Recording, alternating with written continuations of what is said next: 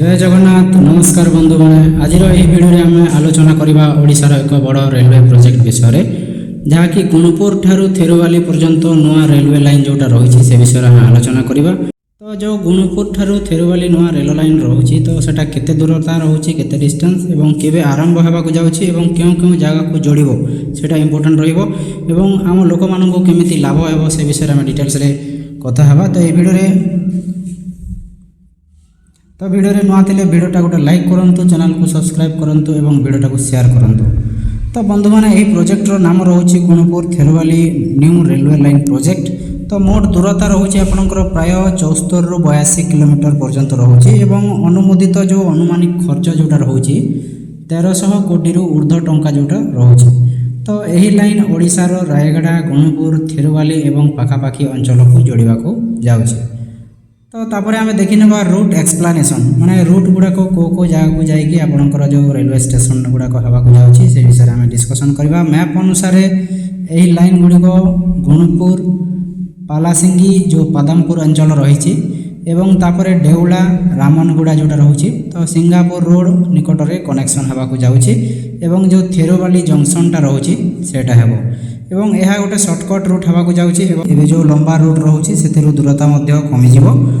तो जो लेटेस्ट अपडेटा जोटा रही तो प्रोजेक्ट यही प्लानिंग स्टेज रे बा सर्वे स्टेज रे रही लैंड एक्विजिशन बा जैसे जमी नवा प्रक्रिया चली फाइनाल डीपीआर जोटा कि आपड़ कहते डिटेल प्रोजेक्ट रिपोर्ट प्रस्तुत होछि। किछि अंचल रे जंगल एवं पहाड़ जो रही सफा हवा कामटा आरंभ हो गलानी एवं स्लो रे प्रोसेस चली। तो एवं देखा कौन सब बेनिफिट्स गुड़ाक रोचे तो यही रेल लाइन जो हेले बड़ लाभ कहीं प्रथमतः यात्राटा सहज हे जो गुणुपुर ठारू रायगड़ा भुवनेश्वर जावा सहज हो। दुई नंबर रोचे आपर जो अर्थनीतिक उन्नति होगा जाऊँगी लोकल व्यवसाय बढ़ो माल डबा जोटा कि आपंकर ट्रांसपोर्ट इंपोर्ट एक्सपोर्ट सहज हे। तापर रोचे कृषकों को बहुत लाभान्वित हो पारे कृषक मैंने लाभ पाइपर फसल अन्य सहर को सहजरे पठा जापर कि बाहर स्टेट रू आसीपर। तापर रोचे आपको नुआ नुआ जॉब वैकेंसी गुड़ाक बाहर नुआ चाकरी पाइपर निर्माण काम लोक को चाकरी मिल पार।